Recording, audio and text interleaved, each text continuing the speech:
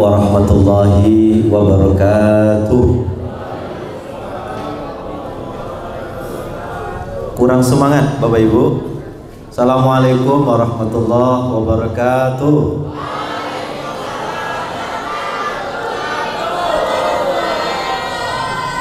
Alhamdulillahirabbil atiyah.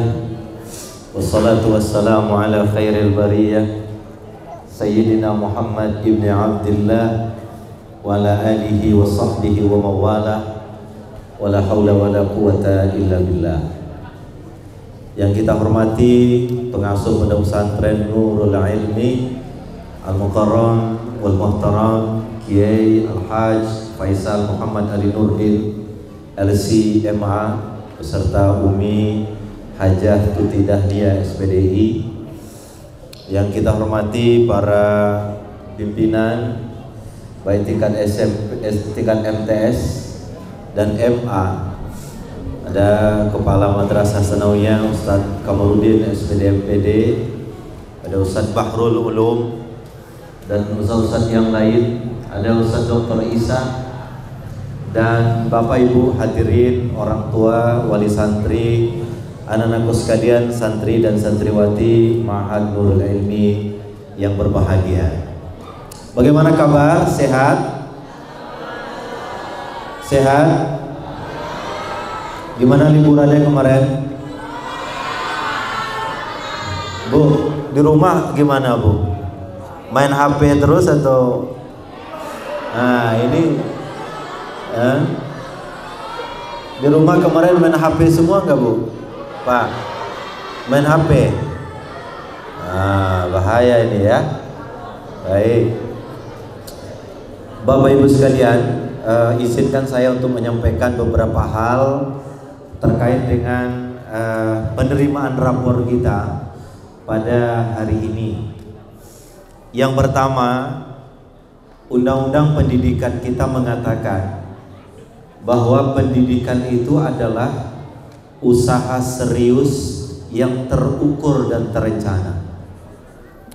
Maka oleh karena itu, karena pendidikan usaha serius, terukur dan terencana, salah satu yang harus dilakukan oleh satuan pendidikan adalah mengevaluasi. Hasil evaluasinya itu bisa dilihat dari rapor anak Bapak Ibu sekalian.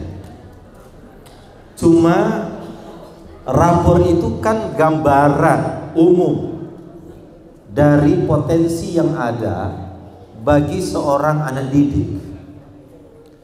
Tapi Bapak Ibu sekalian, akan bagaimana mereka nanti itu kadang-kadang tidak ditentukan oleh nilai rapor. Betul Pak? Saya dulu sekolah di MAPK. Di MAPK itu satu kelas 30 orang.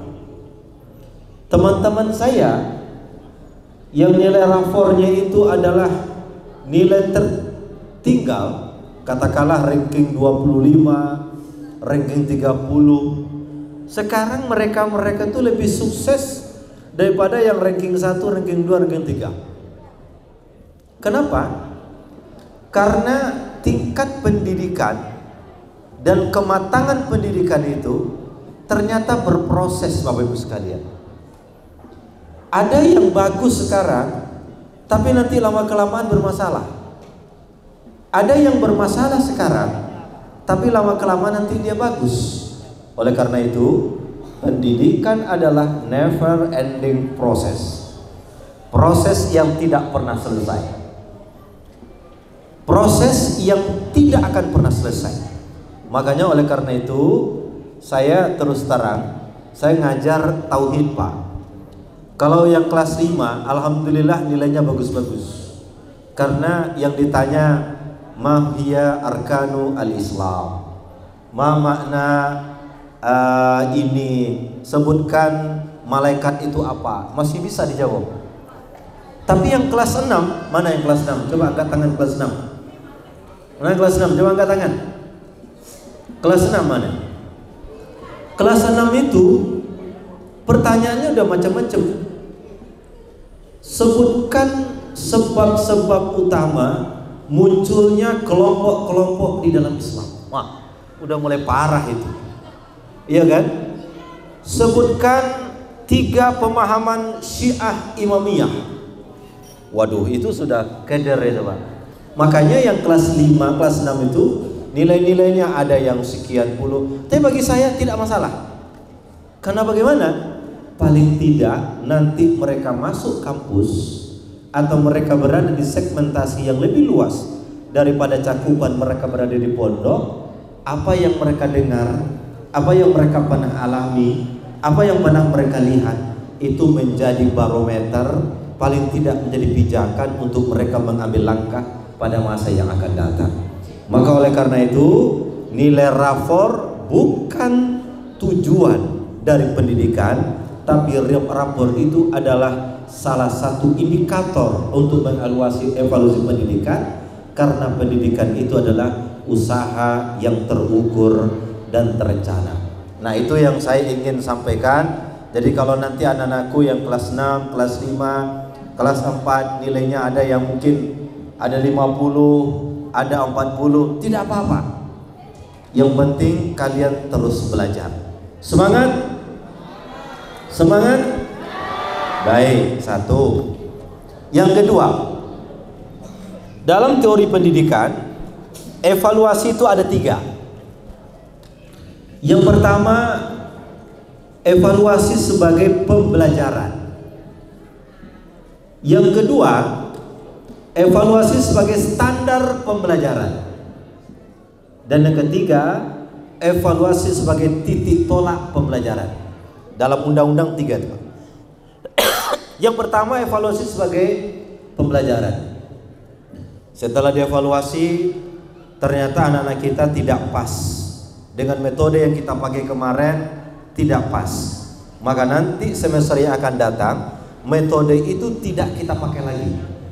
Kenapa? Karena evaluasi itu sebagai pembelajaran, ya kan? Maka nilai rapor itu sebagai pembelajaran. Kalau selama ini kita pakai metode halaqah atau metode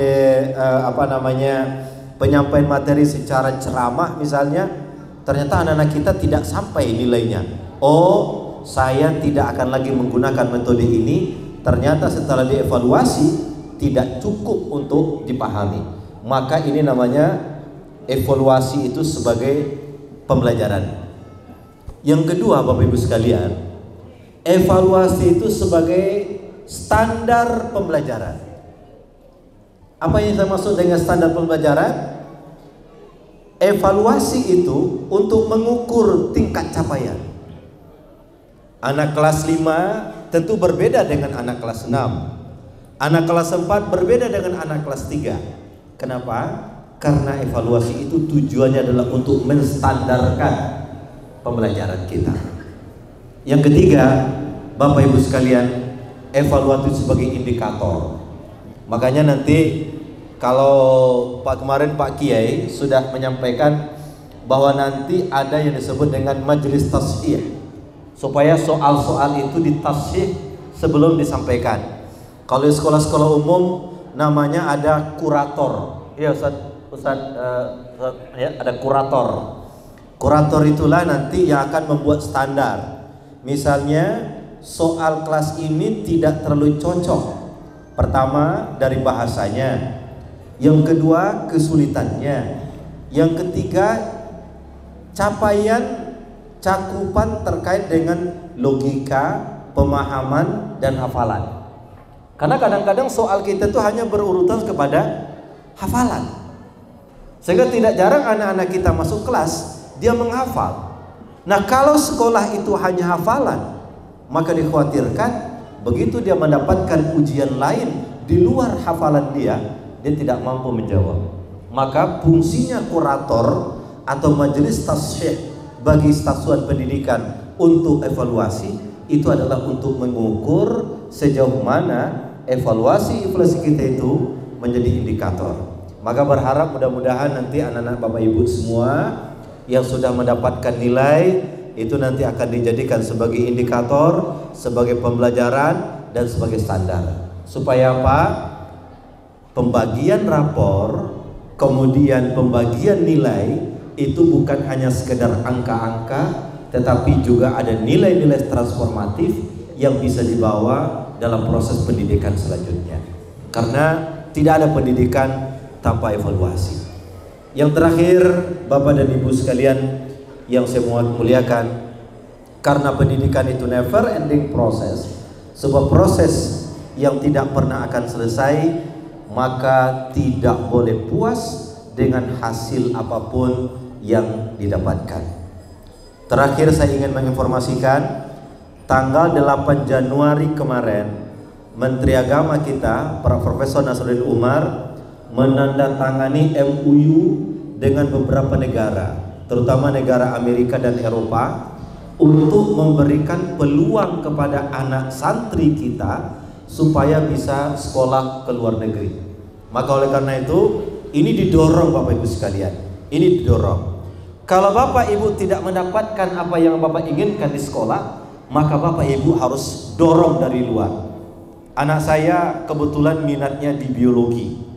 Dia mau masuk UI atau masuk IPB. Di pendidikan dia ada beberapa hal yang tidak diakomodir oleh lembaga pendidikan. Sebagai orang tua, saya mensupport daripada itu. Tujuannya apa? Karena pendidikan itu tidak ada ending prosesnya dan dia berproses terus, maka kolaborasi antara lembaga pendidikan dengan user orang tua itu menjadi hal yang pasti. Maka nanti mudah-mudahan Nurul Ilmi punya peluang untuk mendapatkan program-program yang sekarang dirancang oleh Kementerian Agama Pusat, terutama adalah beasiswa-beasiswa untuk ke negara-negara maju. Terakhir tanggal 8 kemarin Pak Nazar Menteri itu menandatangani MOU dengan Dubes Amerika agar anak-anak yang berprestasi itu bisa masuk sekolah-sekolah hebat di luar negeri. Kemudian ada juga peluang, ini digawangi oleh Kementerian Ristek Pendidikan Tinggi dan Penelitian di Kemendikbud sana. Itu ada untuk anak-anak SMA plus, nanti mereka tersambung ke perguruan-perguruan tinggi terbaik di dunia. Ada 40 perguruan tinggi terbaik di dunia yang sekarang kerjasama dengan Kemendikbud Ristek, ya, itu terkait dengan bagaimana masuk di Harvard, masuk di MIT, masuk di Australia, masuk di Canberra dan segala macam. Tujuannya apa? Mendorong anak-anak Indonesia tidak puas dengan hasil dan proses pendidikan di lembaga pendidikan mereka di mana mereka berada. Bapak Ibu sekalian, sadarlah bahwa lembaga pendidikan bukan malaikat, bukan adalah lembaga yang bisa serba bisa. Oleh karena itu perlu dukungan dari orang tua murid semuanya. Barangkali itu yang bisa saya sampaikan, mudah-mudahan ada berkahnya. Assalamualaikum warahmatullahi wabarakatuh.